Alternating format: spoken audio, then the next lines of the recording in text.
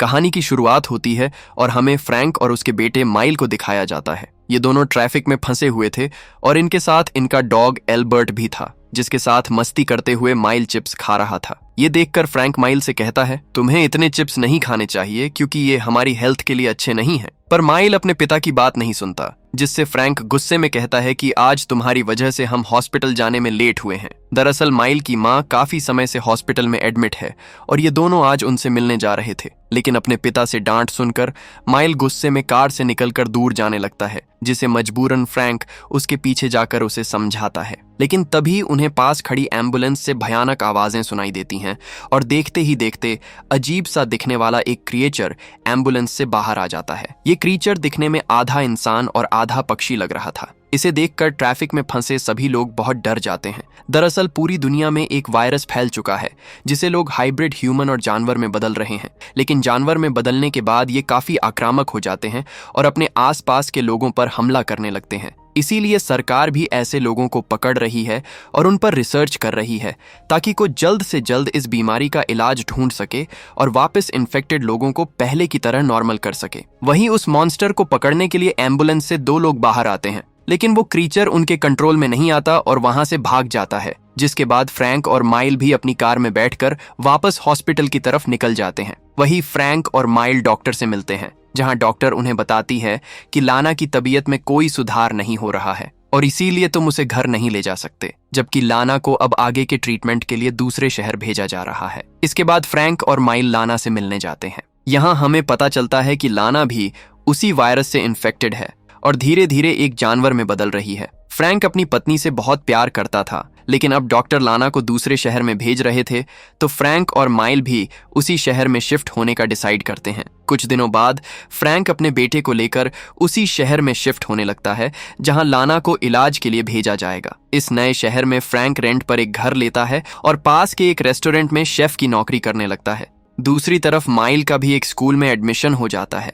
अपनी क्लास में माइल सबको अपना नाम बताता है तो उसी क्लास में बैठी एक लड़की नीना माइल से उसके पेरेंट्स के बारे में सवाल करती है, जिस पर माइल कहता है कि मेरे पिता एक शेफ हैं और मेरी माँ की एक एक्सीडेंट में मृत्यु हो गई। दरअसल माइल नहीं चाहता था कि उसकी माँ का सच किसी और को पता चले, इसलिए वह क्लास में झूठ बोल देता है। फिर नीना माइल को बताती है कि मुझे ADHD नाम की बीमारी है और इस बीमारी की वजह से मुझे सब कुछ जानने की इच्छा होती है, तो प्लीज तुम मेरी बातों का बुरा मत मानना। माइल नीना को मन ही मन पसंद करने लगता है। स्कूल खत्म होने के बाद माइल अपने पिता से मिलने उनके रेस्टोरेंट में जाता है, जहां फ्रैंक माइल को अपने रेस्टोरेंट के मालिक से मिलवाता है, जिनका नाम नाइमा और जैक था। जैक माइल से कहता है कि ये शहर काफी छोटा है, मगर यहाँ की सभी चीजें बेहद खूबसूरत हैं। लेकिन सरकार ने वायरस से इन्फेक्टेड लोगों के लिए इस शहर में जो हॉस्पिटल बनाया है, उस वजह से यहाँ के सभी लोगों को बहुत परेशानी हो रही है। वो दोनों बातें कर ही रहे थे कि तभी वहां तेज हवाएं चलने लगती हैं, जिसे जैक अपना रेस्टोरेंट बंद कर देता है। उसी रात तूफान भी आता है, जिसकी वजह से फ्रैंक के घर की लाइट चली जाती है और जब लाइट दोबारा आती है तब माइल को विंडो के बाहर एक क्रीचर नजर आता है, मगर पलक झपकते ही वो क्रीचर गायब हो जाता है। अगली सुबह दोनों बाप बेटे अपने घर पे गिरे एक पेड़ को साफ कर रहे थे कि तभी फ्रैंक के पास पुलिस की कॉल आता है, जहां वो फ्रैंक को बताते हैं कि कल तूफान की वजह से उन गाड़ियों का एक्सीडेंट हो गया, जिसमें उन सभी पेशेंट को लाया जा रहा था जो उस वायरस से संक्रमित थे और उसी में आपकी पत्नी लाना भी शामिल थी। अब इस बात को सुनते ही फ्रैंक बहुत दुखी हो जाता है और बिना वक्त गवाए अपने बेटे को लेकर एक्सीडेंट वाली जगह पर पहुंच जाता है और वहां अपनी वाइफ को ढूंढने लगता है। वहां मौजूद पुलिस वाले उसे पकड़कर शांत करने की कोशिश करते हैं और बताते हैं इस बस में बहुत सारे इन्फेक्टेड लोग थे, जिनमें से कुछ मर गए हैं और बहुत सारे जंगल में भाग गए हैं। इसके बाद जूली नाम की एक पुलिस ऑफिसर फ्रैंक को दिलासा देते हुए कहती है कि अभी तक हमें तुम्हारी वाइफ की लाश नहीं मिली है, तो हो सकता है कि वो इस एक्सीडेंट में बच गई हो और जंगल में भाग गई हो। हमारी टीम सभी इन्फेक्टेड लोगों को ढूंढ रही है और हो सकता है कि आपकी वाइफ भी जल्द ही मिल जाए। उसी रात फ्रैंक को हम घर के बाहर कपड़े डालते हुए देखते हैं। यहाँ माइल अपने पिता से पूछता है कि आप यह क्या कर रहे हैं। फ्रैंक जवाब देते हुए कहता है कि तुम्हारी माँ एक जानवर में बदल चुकी है, मतलब अब उसकी सूंघने की शक्ति काफी बढ़ गई होगी और इन कपड़ों के जरिए वो हम तक पहुंच जाएगी। लेकिन माइल को यह सब बेवकूफी लगती है और वो अपने कमरे में चला जाता है। अगले दिन माइल अपने स्कूल जाता है, जहां टीचर सभी स्टूडेंट्स को गेम खिलाने के लिए ग्राउंड में ले जाते हैं। यहाँ mile tug of war game खेल रहा था, लेकिन माइल की टीम कमजोर पड़ जाती है और लगभग हारने वाली होती है। अब माइल अकेला ही रह गया था। वो अपनी जी जान लगाकर रस्सी पकड़कर खींचने लगता है और देखते ही देखते सामने वाली टीम को हरा देता है। माइल की ताकत देखकर सभी लोग चौंक जाते हैं, लेकिन माइल को खुद ही काफी अजीब सा एहसास हो रहा था। वही मौजूद जॉर्डन नाम का लड़का भी माइल की स्ट्रेंथ देखकर उससे इम्प्रेस हो जाता है और उसे अपने घर पार्टी में इनवाइट करता है। लेकिन माइल तो घबराया हुआ अपने घर की ओर भागता है। घर पहुंचकर वो अपने नाखूनों को देखने लगता है जो पहले से कुछ बदले हुए लग रहे थे। माइल अपने एक नाखून को उखाड़ देता है और यहाँ हम देखते हैं कि उसका नाखून अब किसी जानवर के नाखून जैसा लग रहा था। इसका मतलब था कि माइल भी अब उसी वायरस से इन्फेक्टेड हो गया है। उसे अपनी पीठ पर अजीब से निशान दिख रहे थे और अब वह समझ गया था कि कुछ ही दिनों बाद वह भी एक जानवर में बदल जाएगा। इसी बात से दुखी होकर वो रोने लगता है। अगली सुबह फ्रैंक सुपरमार्केट में कुछ सामान खरीदने जाता है। यहाँ उसे ऑफिसर जूली भी मिलती है। वो फ्रैंक से कहती है, अभी तक लाना का कोई पता नहीं चला, मगर हमने कुछ इन्फेक्टेड लोगों को ढूंढ लिया है और हम उनका अच्छे से ख्याल रख रहे हैं। इसी दौरान उन्हें लोगों के चीखने की आवाज सुनाई देती है। तभी एक आदमी जूली को बताता है कि मार्केट में एक जानवर है जो इंसान की तरह दिख रहा है। फ्रैंक को लगता है कि शायद यह उसकी वाइफ लाना होगी, इसलिए वो उसका नाम पुकारता हुआ उसे ढूंढने लगता है। लेकिन तभी फ्रैंक और जूली को एक ऑक्टोपस जैसा दिखने वाला बच्चा नजर आता है जो इन्हें देखते ही डर कर भागने लगता है, मगर जूली दौड़कर उस बच्चे को पकड़ लेती है। इसी दौरान टेबल के नीचे फ्रैंक को एक और बच्चा नजर आता है जो एक पक्षी की तरह दिख रहा था। फ्रैंक उससे बात करने की कोशिश करता है और उसे कहता है, तुम्हें मुझसे डरने की कोई जरूरत नहीं है। लेकिन तभी वहां एक ऑफिसर आता है और उस दूसरे बच्चे को अपने साथ एम्बुलेंस में ले जाता है। इसके बाद जब फ्रैंक अपना सामान रख रहा था तब जूली उसके पास आती है और उससे पूछती है कि आखिर तुमने यह हथियारों वाला सामान क्यों खरीदा है। यहाँ फ्रैंक उससे झूठ बोलता है और कहता है, यह मैंने कैंपिंग के लिए खरीदा है। लेकिन जूली उसके इरादे को समझ जाती है और उसे जंगल में जाने से मना करके वहां से चली जाती है। अगली सुबह फ्रैंक माइल को जगाता है, लेकिन माइल उठने से मना कर देता है। थोड़ी देर बाद माइल के फोन पर नीना का मैसेज आता है और वो उससे पूछती है, क्या तुम फ्राइडे को जर्डन की पार्टी में आ रहे हो। माइल मैसेज देखते ही खुश हो जाता है और अपने पिता के साथ ब्रेकफास्ट करने लगता है। यहाँ फ्रैंक माइल को बताता है कि कल मैंने सुपरमार्केट में 2 इन्फेक्टेड बच्चों को देखा था, जिससे मुझे पूरा यकीन हो चुका है कि लाना भी अभी जिंदा होगी, इसलिए हम फ्राइडे को उसे ढूंढने के लिए जंगल में जाएंगे। लेकिन माइल कहता है कि फ्राइडे को मैं अपने दोस्त के घर पार्टी में जा रहा हूँ। इस पर फ्रैंक कहता है, तुम्हारे लिए तुम्हारी माँ इंपॉर्टेंट है या तुम्हारी पार्टी। मगर माइल बिना जवाब दिए अपने कमरे में चला जाता है। अब फ्राइडे को माइल जर्डन की पार्टी में चला जाता है और वहां बहुत ज्यादा ड्रिंक कर लेता है, जिसकी वजह से उसे चक्कर आने लगते हैं और वो बेहोश हो जाता है। कुछ देर बाद नीना उसे होश में लाती है और उसे नशा कम करने वाली टैबलेट देती है। लेकिन माइल नीना के हाथ को एक कुत्ते की तरह चाटने लगता है। माइल की इस हरकत को देखकर सभी चौंक जाते हैं। दरअसल यह सब माइल की बॉडी में होने वाले बदलाव की वजह से हो रहा था। लेकिन इसे माइल बहुत निराश हो जाता है और वहां से जंगल के अंदर भाग जाता है। और अगली सुबह हम माइल को जंगल में सोता हुआ देखते हैं, जहां पुलिस वाले इन्फेक्टेड लोगों की तलाश कर रहे थे। माइल पुलिस की बोट देखकर वहीं छुप जाता है, क्योंकि वह समझ गया था कि अब वो भी इफेक्टेड है और अब पुलिस उसे भी नहीं छोड़ेगी। माइल के मुंह पर खून लगा था, जिससे पता चलता है उसने कल रात किसी जानवर का शिकार किया होगा। वहां से निकलकर माइल तुरंत घर पहुंचता है और उसे एहसास होता है जैसे उसके गले में कुछ फंस गया है। तभी वहां फ्रैंक भी आ जाता है और माइल तुरंत वॉशरूम का गेट बंद कर लेता है। थोड़ी देर बाद उसके गले से एक पक्षी का पंख निकलता है और उसे लगता है कि शायद रात को उसने किसी पक्षी को खाया होगा। इसके बाद फ्रैंक और माइल लाना को ढूंढने जंगल में आ जाते हैं, मगर लाना उन्हें कहीं भी नहीं मिलती। जिसके बाद फ्रैंक माइल को विश्वास दिलाता है कि हम दोनों मिलकर लाना को ढूंढ ही लेंगे। लाना को ढूंढते ढूंढते रात हो जाती है, इसलिए फ्रैंक और माइल दोनों कार में ही सो जाते हैं। अर्ली मॉर्निंग जब माइल की आंख खुलती है, वह देखता है एल्बर्ट जंगल की ओर भाग रहा है, इसलिए वह भी एल्बर्ट का पीछा करने लगता है। तभी अचानक से एक पक्षी जैसा दिखने वाला लड़का माइल के ऊपर अटैक कर देता है। ये वही लड़का था जो हमने मूवी की शुरुआत में एम्बुलेंस से निकलते हुए देखा था। इसके अलावा वहां एक और जानवर था जो एक छोटा बच्चा था। वह पेड़ पर बैठकर उन दोनों को देख रहा था, जहां वह पक्षी जैसा इंसान माइल के हाथों में अपने नाखून घुसा देता है और उसे मारने ही वाला होता है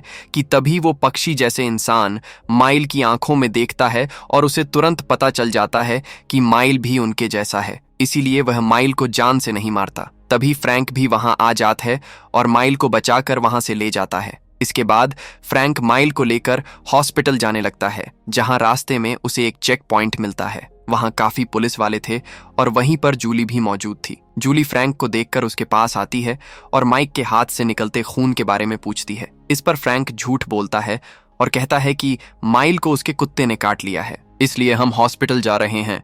मगर माइल हॉस्पिटल नहीं जाना चाहता था क्योंकि उसे पता था वहां जाते ही डॉक्टर्स को उसके इन्फेक्शन के बारे में पता चल जाएगा। अब क्योंकि माइल हॉस्पिटल नहीं जाना चाहता था, इसलिए जूली उसकी मरहम पार्टी करने के लिए पुलिस स्टेशन ले जाती है। यहाँ जूली फ्रैंक को कहती है, अगर तुम्हें किसी भी चीज की जरूरत हो तो मुझे जरूर बताना। इसके बाद फ्रैंक और माइल अपने घर वापस आ जाते हैं, जहां माइल अपने घाव पर लगे कुछ टाके हटाकर अपना खून चाटने लगता है। अगले दिन लैब में माइल नोटिस करता है कि नीना के लॉकेट में वैसा ही पंख है जैसा उसके गले से निकला था। इसके बाद माइल उस लॉकेट को पकड़कर नीना से उस पंख के बारे में पूछने लगता है। नीना उसे गुस्से में कहती है कि तुम्हें कुछ भी छूने से पहले पूछना चाहिए। इसके बाद वो सभी पढ़ाई करने लगते हैं, मगर माइल अपनी पढ़ाई में बिल्कुल फोकस नहीं लगा पाता क्योंकि उसका ध्यान लैब में रखे चूहों की आवाज से भटक रहा था। इसीलिए माइल उन चूहों पर चिल्लाने लगता है और माइल का यह बर्ताव देखकर बच्चों के साथ साथ टीचर भी चौंक जाता है। स्कूल खत्म होने के बाद हम देखते हैं कि माइल के शरीर में हो रहे बदलावों के कारण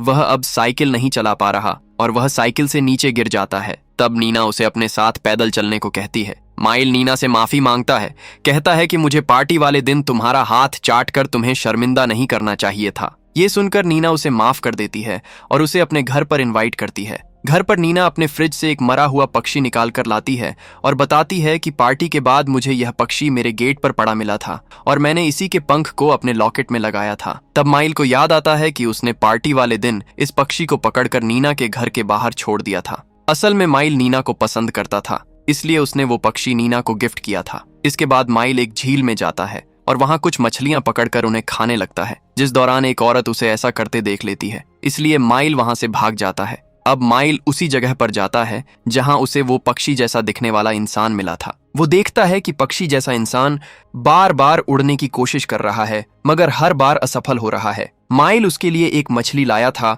और मछली ऑफर करके माइल उसका नाम पूछता है, साथ ही उसे अपनी माँ के बारे में पूछता है। वह पक्षी बताता है कि मेरा नाम फिक्स है और मैं तुम्हारी माँ को नहीं जानता, इसलिए मैं तुम्हें उनके बारे में कुछ भी नहीं बता सकता। बार बार उड़ने की कोशिश करने के चक्कर में फिक्स को काफी चोट लग चुकी थी, इसलिए माइल उसे कहता है कि तुम्हें उड़ने की प्रैक्टिस के लिए एक अच्छी जगह चुननी चाहिए। इसके बाद माइल फिक्स को एक झील के पास लेकर आता है और पानी से सभी लकड़ियों को साफ कर देता है ताकि जब फिक्स उड़ने की कोशिश करें और अगर वो गिरे तो उसे चोट ना लगे। इसी शाम जब माइल घर जा रहा था तो उसे साइकिल नहीं चलती, जिसे वो साइकिल को जंगल में ही छोड़कर पैदल घर आ जाता है। दूसरी तरफ हम फ्रैंक को काम करता देखते हैं और जब वो कचरा फेंकने के लिए रेस्टोरेंट के पीछे जाता है तो उसे कुछ अजीब सी आवाजें सुनाई देती हैं। उसे लगता है शायद वहां लाना है। तभी अचानक एक दूसरा क्रीचर उस पर हमला कर देता है। ये क्रीचर जंजीरों से बंधा हुआ था और फ्रैंक को मारने ही वाला था कि तभी वहां नाइमा आ जाती है और उस क्रीचर को शांत होने के लिए कहती है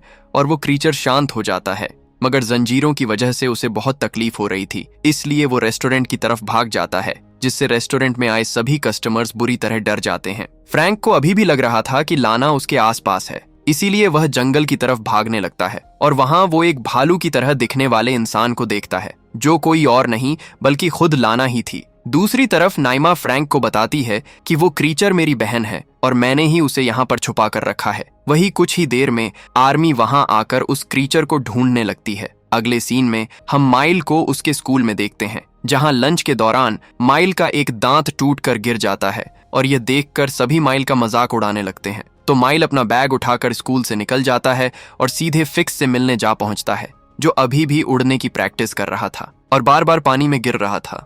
माइल उसे दवा लगाता है और उसके चेहरे की पट्टी हटाकर देखता है कि फिक्स का चेहरा पूरी तरह खराब हो चुका है। यहाँ फिक्स बताता है कि डॉक्टर्स ने मेरी बढ़ती हुई चोंच को हटाने के लिए एक सर्जरी की थी। माइल उसके चेहरे पर दवा लगाकर दोबारा पट्टी बांध देता है। यहाँ पेड़ पर एक और क्रीचर बैठा था जिसे फिक्स मेंढक कहकर बुलाता है। तभी माइल कहता है, शायद ये छिपकली या ग्रिगेन बन रहा है। दूसरी ओर जूली लाना को ढूंढने में फ्रैंक की मदद करती है और उसके साथ जंगल में चली जाती है। वहां उन्हें कोई भी क्रीचर नहीं दिखता, लेकिन वही फ्रैंक को माइल की साइकिल मिल जाती है, जिसे देखकर वो शॉक्ड रह जाता है और साइकिल अपने घर ले आता है। घर में जब फ्रैंक अपने हाथ धुल रहा था तब सिंक अचानक से जाम हो जाती है, इसलिए फ्रैंक सिंक के पाइप को साफ करने लगता है, जहां उसे बहुत सारे बाल और नाखून मिलते हैं। ये देखकर फ्रैंक समझ जाता है कि माइल भी इन्फेक्टेड है और अब वो भी जानवर में बदल रहा है। जैसे ही माइल घर आता है, फ्रैंक उसे अपने नाखून दिखाने को कहता है, लेकिन माइल साफ इनकार कर देता है। जिसके बाद फ्रैंक उसे उसकी साइकिल देते हुए कहता है, इसे चलाकर दिखाओ। माइल भी समझ जाता है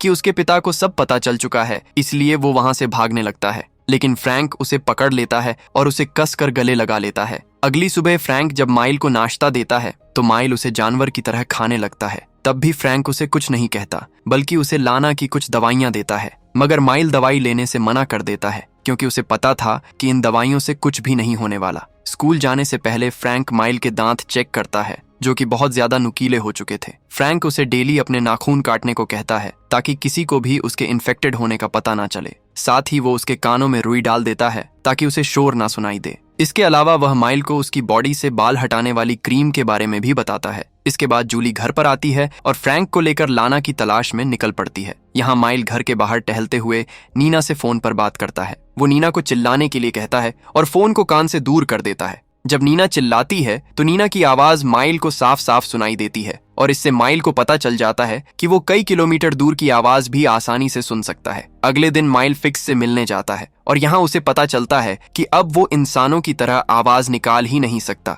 सिर्फ पक्षियों जैसी आवाज निकाल सकता है। ये सुनकर माइल उसे गले से लगा लेता है और फिर फिक्स एक बहुत ही ऊंचे पेड़ पर चढ़ जाता है और वहां से जंप लगाकर बिल्कुल एक पक्षी की तरह उड़ने लगता है। माइल ये देखकर काफी खुश होता है। दूसरी तरफ फ्रैंक के रेस्टोरेंट में एक पार्टी होती है, जहां जैक फ्रैंक से कहता है, हमारे 2 सुअर गायब हो गए हैं और तुम्हारा बेटा भी अभी तक नहीं आया। इस बात को सुनते ही फ्रैंक को माइल पर बहुत गुस्सा आता है और वो उसे ढूंढकर उसे बहुत डांटता है। साथ ही उसके नाखून न काटने पर भी चिल्लाता है। फ्रैंक इतना गुस्से में आ चुका था कि वो नाइफ उठाकर खुद ही माइल के नाखून काटने लगता है और इसी गुस्से में माइल अपने पिता के कंधे पर काट लेता है। लेकिन फ्रैंक माइल के गले पर वहीं चाकू रखकर उसे शांत करता है। इसके बाद माइल वहां से चला जाता है और नीना से मिलता है, जो उसे अपने साथ खेत में घूमने के लिए कहती है। और खेत में ही नीना और माइल एक दूसरे को किस करते हुए इंटीमेट होने लगते हैं। तब नीना माइल की पीठ पर आई हुई जानवरों वाली हड्डी को महसूस करती है और कहती है, मैं इसके बारे में पहले से जानती हूँ और मैं तुम्हें बहुत पसंद करती हूँ।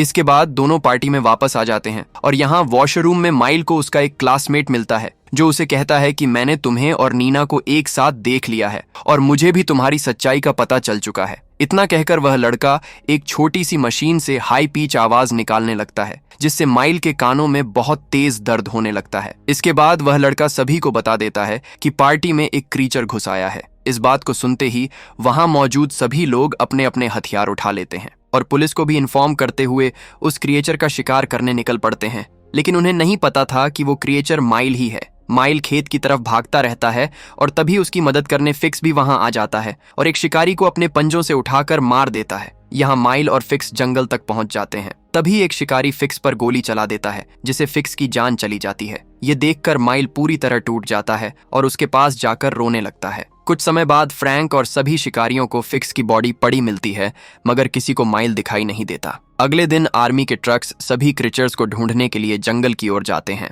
जहां माइल भी छुपा हुआ था। वो जैसे तैसे अपनी भूख मार के एक पेड़ पर चढ़ जाता है और भेड़िए की तरह आवाज निकालने लगता है। अगली सुबह माइल की नजर भालू के पंजों के निशान पर जाती है और वो उसका पीछा करने लगता है। मगर रात होते ही वहां जोरदार बारिश होने लगती है, इसलिए माइल एक गुफा में जाकर बैठ जाता है। कुछ देर बाद एक भालू उसके पास आता है, मगर माइल उससे डरता नहीं, क्योंकि उसे एहसास हो चुका था कि यह उसकी माँ है, जो अब भालू में बदल चुकी है। फिर वह दोनों एक दूसरे से अपना सिर मिलाते हैं और लाना वहां से जाने लगती है और माइल भी उसका पीछा करने लगता है। लाना का पीछा करते हुए माइल उस जगह पर पहुंच जाता है जहां सभी इन्फेक्टेड लोग छुपे हुए थे। दरअसल आर्मी ने इन सभी क्रिएचर्स को ढूंढ लिया था और अब आर्मी वाले वहां पर स्मोक बॉम्ब फेंककर सभी क्रिएचर्स को बेहोश कर देते हैं। इसी बीच वो गिरगिट बच्चा अपना रंग बदलकर आर्मी वालों से छुप जाता है। इसके बाद हम माइल को पुलिस स्टेशन में देखते हैं, जहां फ्रैंक पुलिस को बताता है कि मैं नशे के कारण जंगल में चला गया था और उसका इन जानवरों से कोई नाता नहीं है। यहाँ जूली भी फ्रैंक की मदद करती है, क्योंकि उसे नहीं पता था कि माइल इन्फेक्टेड है, इसलिए वो कहती है कि इसे छोड़ दो, मगर इसके लिए उन्हें माइल के सिग्नेचर चाहिए थे। और जैसे ही ऑफिसर माइल को साइन करने को कहता है, माइल वो पेपर फाड़ देता है क्योंकि अब वह पेन भी नहीं पकड़ सकता था। इसके बाद ऑफिसर उसे एक दूसरा पेपर देता है, मगर माइल साइन करने की जगह उसी ऑफिसर पर भेड़िए की तरह गुर्राने लगता है, जिससे वह ऑफिसर समझ जाता है कि माइल भी इन्फेक्टेड है। इससे पहले वो ऑफिसर कुछ कर पाता कि तभी फ्रैंक उस ऑफिसर के सिर पर मारकर उसे बेहोश कर देता है और पेपर पर सील लगाकर माइल को पुलिस स्टेशन से बाहर ले जाता है। इसके बाद वो दोनों इस शहर को छोड़कर भागने लगते हैं, लेकिन अब पुलिस वालों को भी उनके बारे में पता चल गया था और वो उनका पीछा करने लगते हैं। इसलिए फ्रैंक जंगल वाले रास्ते पर चला जाता है और जंगल के बीचों बीच पहुंचकर अपने बेटे माइल को जंगल में भागने को कहता है। फ्रैंक चाहता था कि उसका बेटा एक आजाद जिंदगी जिए, इसीलिए वो उसे हमेशा के लिए आजाद कर देता है। इस बात से माइल बहुत खुश होता है और जंगल में भाग जाता है। उसकी आंखों में आंसू थे, लेकिन वो अपनी इस आजाद जिंदगी के लिए बहुत खुश था। और इसी के साथ ये कहानी यहीं पर खत्म हो जाती है। अगर आपको ये वीडियो पसंद आई तो वीडियो को शेयर करें और चैनल को सब्सक्राइब करना ना भूले।